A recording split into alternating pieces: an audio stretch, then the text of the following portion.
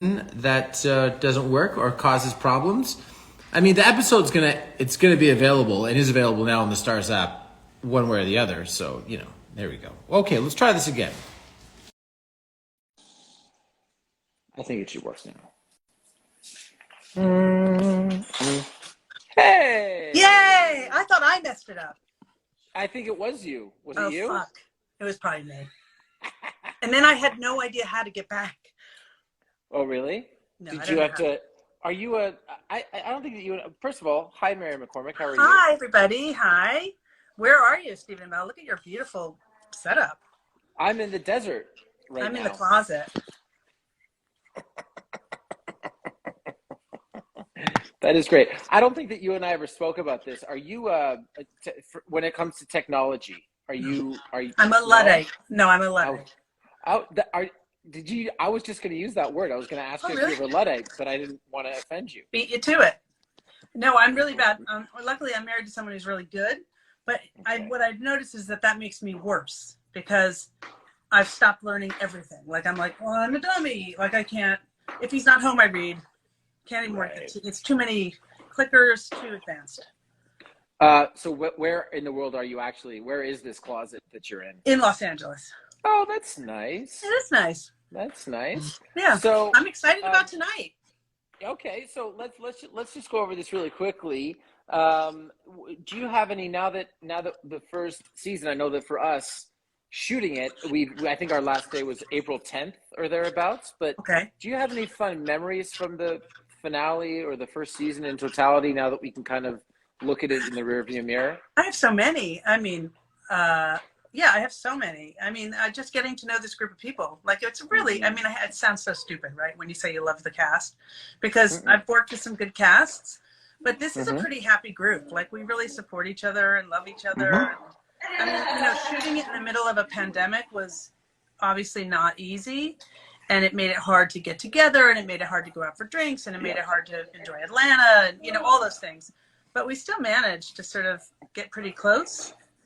Yeah, but I mean, if we get to do more, I feel yes. like you and I would get to spend time together on set and stuff like that. But I think that I had people simply from the production over for the Super Bowl, and I invited you over, and you were like, no, because everyone else is like 20. You guys get COVID, and you're like, can't smell for a day. I get COVID, and I'm like, nice of you. So, and I was like, no thanks.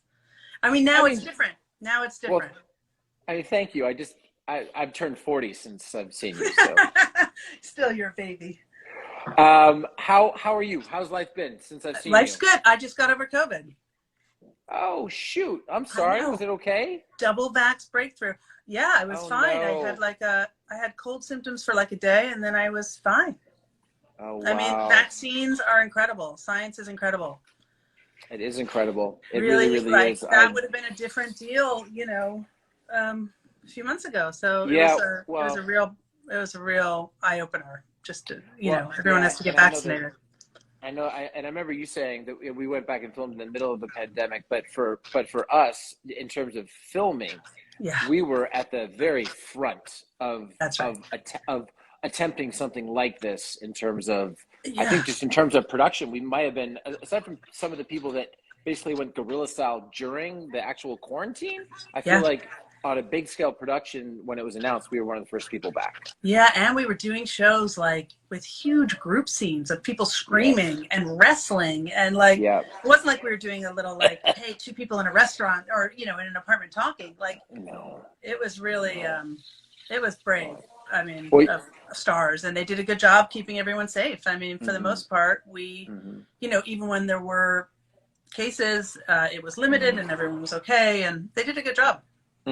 Well, I mean, you got to stay backstage at the South Georgia State Fair, as it were. That's right. I'm backstage a lot, getting upset at things, watching monitors and drinking. And I don't want to spoil it too much, but how much did you enjoy the recurring joke of the microphones being broken? I would like to see more of that. I like a runner. I'm into a runner. Okay. Yeah. Very, very good. And I would like to see more of scenes with me and your son, because I like how she treats him like a peer. Yeah. Like, I don't think Willie has really a natural maternal instinct. So I think when she sees kids, she's like, what's up? you know. Mm-hmm. Well, I like the scene where you I'm trying to remember, but I'm backstage with him, and Roxanne is backstage with you. So little Thomas is backstage with you, and in front of me, if you swear, you apologize, but in front of him, you're like, whatever. Fuck it. Yeah, he's heard it all. Grow up. It's time for him to grow up. Okay. Well, any other thoughts and hopes without spoiling what happens in the finale for Willie in a potential second season? No, I mean no specific hopes. I mean, no, just no specific hopes. Just a second season. That's my hope. Mm-hmm, mm-hmm. Me too. Because I'm happy with everything they write for her. I get great stuff, and I think I mean they've done a terrific job, the Michaels, of sort of making sure everyone gets great stuff. You know, it's really everyone sort of gets a shot at some really meaty material, which is hard to do in a big ensemble. Mm-hmm. Well, I hadn't seen the stuff that you and Chris did together, I think in episode 6, but that was really terrific. He's really fun. Yeah, he's a good actor. Yeah, you know, you play tennis with a good tennis player, you get better. That's it. That's exactly right. Well, that's why I enjoyed my scenes with you. Okay. Me too. All righty. Well, I'm going to invite in Mike O'Malley when he's here. So thank you very much, Miss Mary McCormick. And yeah, I'll see you again soon. Fingers crossed. Love you lots. Bye, pal. Okay, love you too. All righty. Okay, so we say goodbye to Mary, and we say hello to a Mr. Mike O'Malley, who should be coming in momentarily, I think.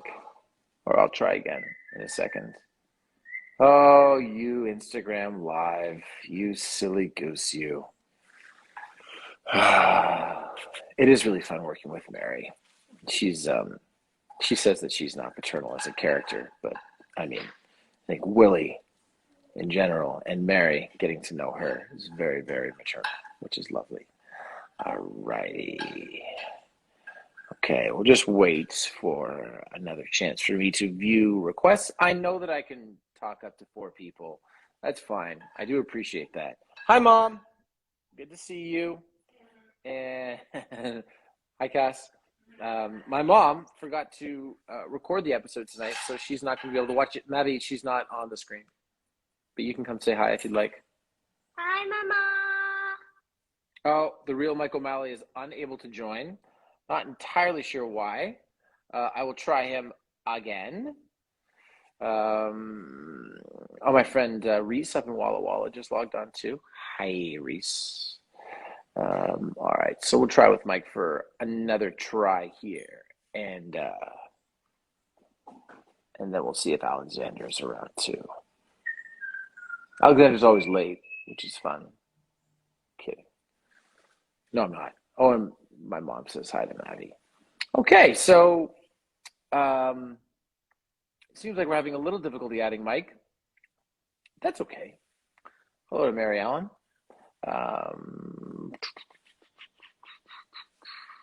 So for those of you who don't know, let me just sort of recap what's going on going into the finale. Everyone is getting ready for the South Georgia State Fair. It's the biggest show in DWL history. A lot on the line in terms of eyeballs and in terms of DWL going to the next level. So Mike wasn't able to join again. I will check that request one last time. Mike, make sure that the app is updated and whatnot. I will try again to let you in.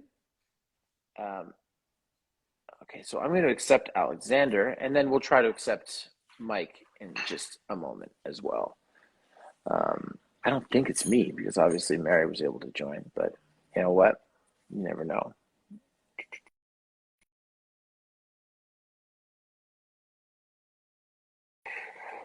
Okay. I mean, I have done this before, although maybe I'm turning into a technological Luddite. Check requests.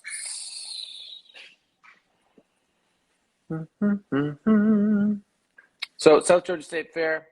Crystal's kind of in limbo. Mom Spade is not a big fan of fairs. while Bill has inserted himself into the main event picture. If you're looking for a nice recap of the episode, there's going to be an episode of the Prestige podcast, which is part of the Ringer Podcast Network, where David Schudenmaker and Bill Simmons are going to be. See, Alexander's unable to join. So this is probably me. This is probably a me problem. So I'm going to try this one more time, and then I will start a new video, and I will try one more time. And then, you know what? And then we'll just let it go. And it has to be me, clearly. So if this doesn't work in 2 seconds, hey, dude, what's happening? I think I sent you like 5,000 requests. Don't get mad at me. As it's become clear, I think that Facebook and Instagram are like, they're slowly being taken over by Skynet. You know? Oh yeah, I think Mike's trying to hop on too. Yeah, I'm going to invite him in right now in a second, or at least I'm going to try. Where's Mary? I didn't know that you could do like 4 people at a time. 4 people? Do we want 4 people in here? I don't feel like we want 4 people in here all at one time. Oh, I feel like we're good with 2. How are you? Where are you? I'm back in Atlanta. Yeah. Okay. Yeah. How you doing? That's exciting. Yeah, I'm good, man. I'm good. Do you like my fake background? Is that your fake background? Nah, it's real. It looks good. No, I'm kidding. Thank you. Like mine? You and Mary are both. Mary was in a closet as well, I think. I actually just came out of Mary's closet. I was there for a little bit. Oh, really? Yeah. Oh, that's exciting. Yeah, it was awesome. Okay. All right. I'm going to try to accept Mike here. Yeah. While we're in, I just figured out. Yeah, there's a button and you can do this. So hopefully it works.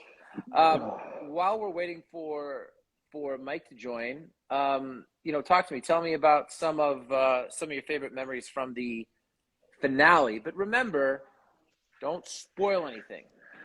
Oh man. Well, there may or may not be a wrestling match between you and me, maybe. Yeah. And I remember how crazy that was. Steve, that was one of the most intense sequences I've ever done in my life. And I remember the first time we did it, we felt like it wasn't good enough. And then we did it again, and then we almost killed each other. It was awesome. Yeah. That was probably one of my favorites, I'd say, that we had on the whole show. Yeah, I mean, I was curious coming out of that why Mike's not able to join. I was curious coming out of that why my elbow was sore. Yeah. And then I saw the final cut, and it was sore because it hit you like right in the face. But we screened it. We screened the episode in Atlanta this past Wednesday, and it was the first time that you've seen the episode. What were some of your thoughts when you saw it? I mean, I said this to you earlier. Like I'm the first one to say if I think something I did was shit, and I'm just so proud of this episode. I intentionally didn't want to see it before. I like seeing it when it's all done, and it was really nice getting to see it on a big screen. And the craziest thing was watching around the audience and being like, is everyone else feeling the same way about this I am? Yeah. And it was, I mean, man, it was incredible. I'm so proud of the show and everybody who supported this from the beginning. It's one of those shows where, we had a similar experience on Vikings, where, you and I attached ourselves to the show because we believed in the story that, it's so hard to get a show like this made in the first place. And for everybody who's been a part of this from the beginning, thank you, really, because you're the reason that we're hopefully going to have a season 2 and get to continue telling this story, because I think it's a really special one. And there's so many interesting, amazing characters in it. And, Mike O'Malley and Waldron busted their ass to write an incredible script. So, man, I'm so happy, and obviously made a brother for life in you and in this incredible cast. So it's been an incredible journey, man. Yeah, I mean, it was so wonderful when we were back in Atlanta. We saw Luke Hawks, who headed up the wrestling. We saw Scott, who was our sort of strength and conditioning coach, who also you'll see in episode 7 and episode 8 as the dad. We saw Luke's son Perry, who was our referee I got O'Malley text.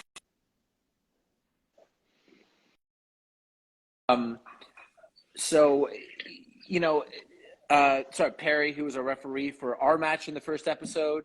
And it was just great. And we had a bunch of, we had Artie, our stunt coordinator, there as well. And just a whole bunch of crew that we had. And got to understand that, and like I was saying with Mary, I mean, these guys, it's hard work on a film and television crew at the best of times, but in COVID times, what these guys did and were able to do was just nothing less than heroic, frankly. I think everyone was just so grateful to have a job at that point, and felt like I know I was. Right?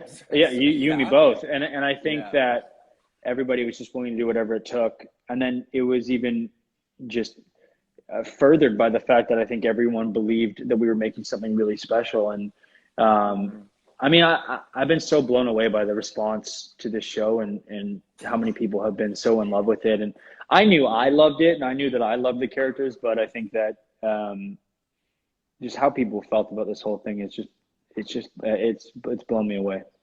You know? Well, also too, I'm excited that the finale is airing because, and I'm sure that you've heard this a bunch, the number of people that are like, yeah, I've heard such, by the way, you like Cass? Cass is going to get the bogey in the background. Hey, Cass. Hey. I got Lauren and my mother-in-law here too. Oh, good. Oh, that's nice. Yeah. Cass just wandering in the back. Like they're on the couch right now.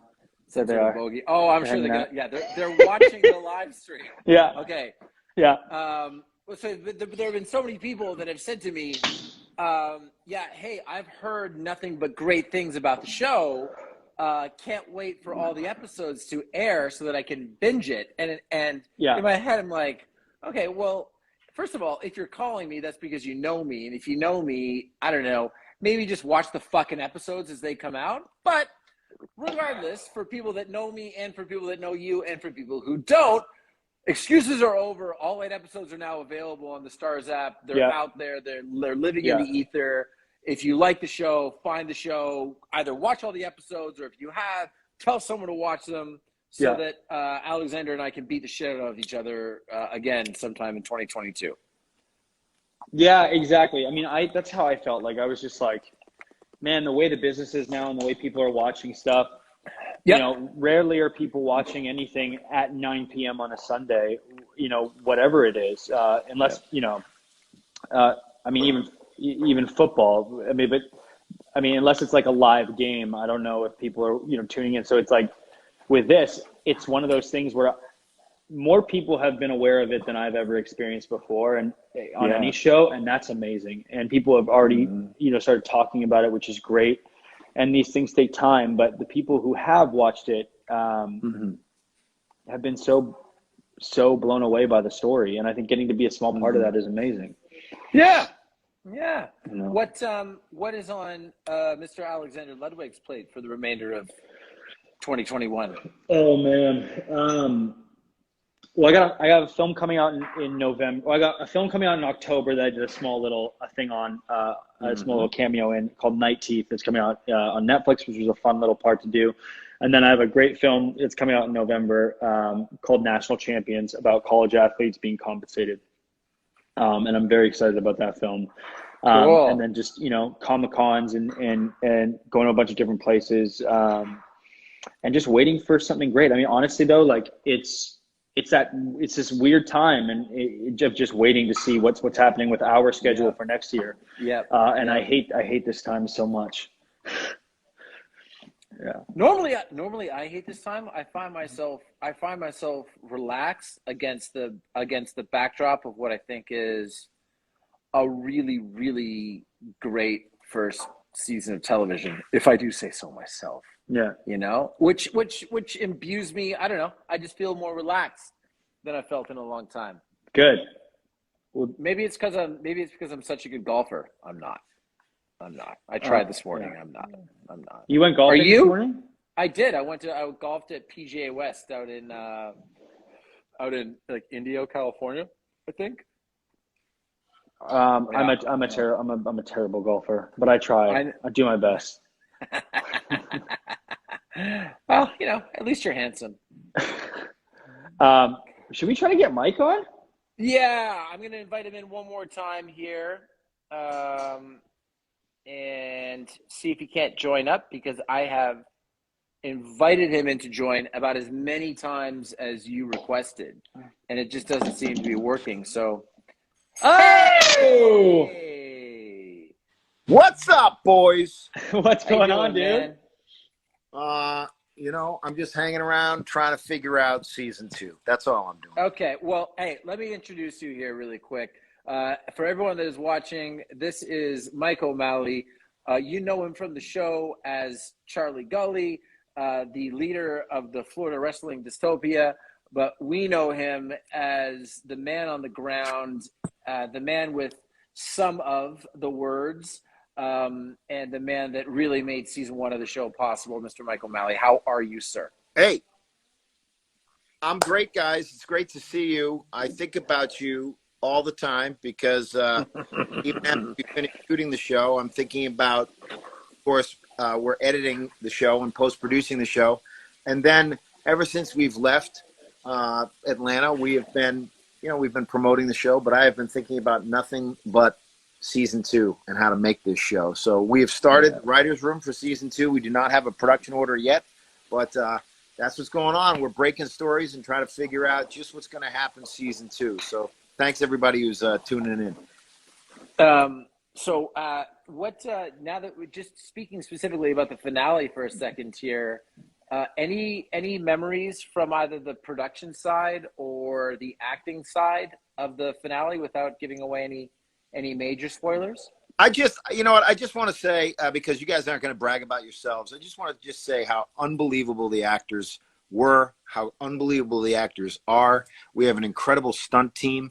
I think that folks that don't get enough credit in the world of our business are the background actors, and the background actors were unbelievable. They were really unbelievable because they have to convincingly portray a wrestling crowd. We had to use a finite amount of them to, spread them around and double them. So because of COVID, and it was just remarkable how much we relied on their energy to really, simulate, if that's the right word, what it would be like Absolutely.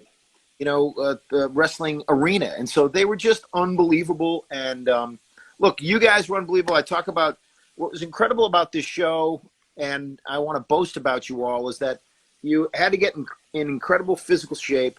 You then had to learn how to wrestle and do wrestling, and you guys did a lot of your stunts. Then we had your stunt men and women who were fantastic. They were great. But then I myself, and some others just gave you volumes of words. And I think if you see the finale tonight, you will see just how many words in particular Steven and Allison got in this tonight's episode, but certainly Xander, you got a lot of words too. So I just love this group of people. I love this group of actors. Oh, well, that's nice.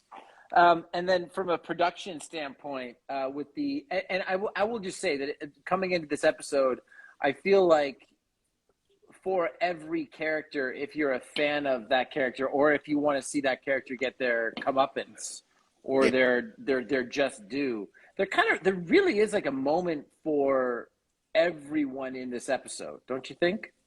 Yeah, I do think that, as originally constructed, and as you guys did such a great job emotionally portraying those things, I just think, and Pete Siegel directing it, and it just it's so, every one of the actors in this show, including guest cast and recurring cast, they were just weapons, and you could use them in so many different ways. You could use them comedically, you could use them action-wise, you could use them dramatically. And I think that the range that all of our actors had in this show made it, really, as writers, you were able to really finesse a lot of different moments, knowing that the stuff could be delivered. I mean, there's a lot of emotional material in this and a lot of sincerity. And I think, at the heart of this show are people who are yearning, who have ambition to do things, and they have dreams that they want to, see come true.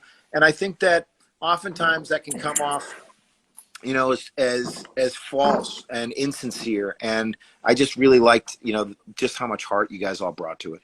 Well, look, I also think that, you know, Mike isn't one to boast, but for everybody listening right now, like, you can literally be the best actor on the planet. If the material isn't on the page and you don't have something to work with, you got nothing. So I just feel like, I mean, Mike has been our fearless leader since the beginning and got us all through this crazy time. The studio had our backs when we had to shut down because of COVID or somebody tested positive and we came back. And I mean, I just feel like this was just one of the most incredible collective effort of people I've ever worked with. And I freaking can't wait to see everybody again. Go ahead, Mike. No, thank you, man. And it's just, you know, look, it's an unbelievable, you know, writing staff. It's unbelievable, you know, production, you know, unbelievable crew. And, you know, there's so many people.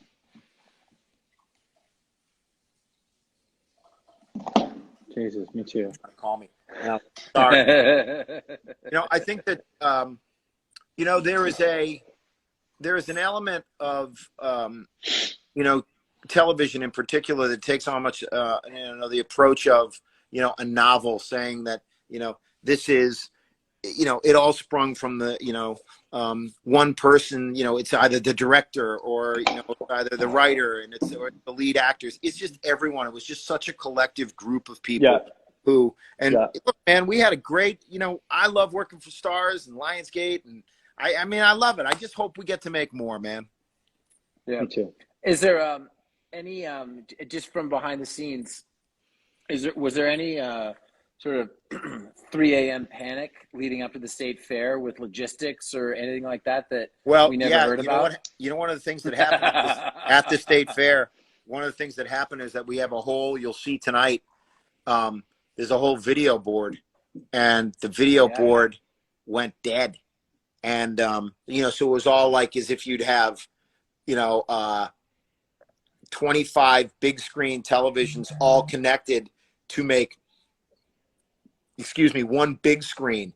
And we had already shot all this material, and we had to cover that stuff the next day looking in that direction, but the you know, televisions didn't work. And so we had to get that fixed. That was definitely a panicky moment because it really would have limited the coverage that we had. You know, but other than that, you know, I think that we were, you know, we did good. You know, the production, as directed by Pete Siegel, and the line producer was a gentleman named Bill Hill. They had a lot of experience, both of them, in doing big, you know, stuff that takes, you know, there's a lot to, you know, chew on. And our designer, Jeffrey Pratt Gordon, you know, was doing everything from a small little office to a massive arena. And so I think part of the not panic, but part of the concern is always, are you going to have enough money to do this? And if you had a COVID shutdown day, what would you do? You know, what happens then? You know, it's $250,000. How do you do it? So that was a lot of stress because it was our big finale, and we were there, and everything was building towards it. So that was a panic. And then I was always worried that one of you guys would get hurt. Oh, we didn't. Nobody got hurt. Nobody got hurt. Okay, well, hey, let's just give one quick behind the scenes story, just that we all remember from the finale, and just like one little tidbit from me, so sort of behind the scenes or whatever, just like one like little anecdotal thing, and then we'll let people go so that, you know, they can actually get ready to watch it or enjoy the Bills and the Chiefs or whatever you do on your beautiful Sunday. Or for us Canadians, Alexander, happy Canadian happy Thanksgiving, man. Attaboy. Good for you. I will say that Jack gives a speech in the locker room as we are getting ready for the state fair. And if you look toward the end of that speech, in the background, standing next to Mary McCormick, is our lovely Marcia, who plays Debbie on the show. And she fully became engrossed in the speech and actually tears up. And I don't know if that was Debbie or Marcia or some combination of both, but it's just a neat little thing that she told me she did it. And then when I saw the episode and I saw it happen, I was So touched, assuming that it had something to do with. Well, Marsha will something to do with me.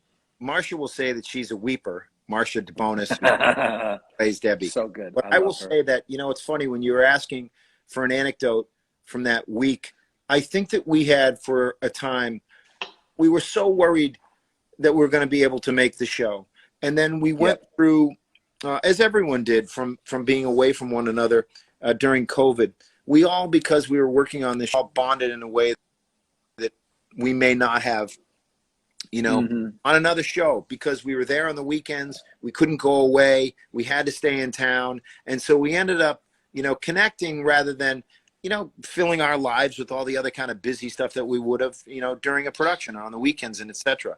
I will just say this for me, similar to Marsha, I remember watching you guys on those last few days and just really swelling with feeling and emotion and appreciation for what you did. Because I think what we're always trying to do, especially if you're trying to do a show that's as sincere as this, and it's about people, it's about human beings, then the challenge is that you know, you do it authentically and you don't make it, you know, too much, but you end up really connecting with people because you can't hide behind anything other than the emotion of what you're working on. And so it's a vulnerable place to put actors, but it's very rewarding in terms of the relationships you build. So that's my takeaway. Alexander, anything from you? No, I mean, other than that fight that I said earlier, to what Mike said, I echoed that completely though. Like that's so true. Like that last week of us filming and being like, holy shit, like we ended up doing this in the middle of like, God knows what the hell this was. And I hope we never have to go through this again, but it was really, really special. And I'm so fucking grateful for all of you, and I love you all, and I love all the fans that have been watching this. And I mean, shit, man, that's the reason we do this, is that, you know, to inspire people, and that people love. I'm so happy that people are loving the story and the critics have loved it, and it's just we're just damn lucky that we made a show at all, let alone a great one. I want to say this to everyone, because I know you guys both have a lot of fans. And I can tell that you have a lot of fans because a lot of your fans are starting to follow me. They didn't even know I existed on So I got on Instagram way after Glee was on the air, so I can't get any followers at this point. I want to say to your fans, both of you right now, these two guys are two of the most hardworking, genuine, and talented actors. You need to tell everyone to see their work here, because more than just that, and we're proud of this show, they deserve your support, and there's too many shows out there right now. And if you don't go out there and tell people, we're not going to be able to make more. I'm just giving the facts to you. We want to make more, but you got to go tell them. So that's it. There it is. You know, there it is. Okay. Well, remember, you don't have to know anything about professional wrestling to watch the show. You just have to connect with the idea that it's better to get fast food sometimes than it is to eat your mom's casserole. That's it. All right. Hey, go season finale, heels. Tell everyone. I'm out of here. Enjoy. All right. Mike. Bye, guys. Thanks a lot, everybody, for tuning in. All right. Okay. Bye-bye.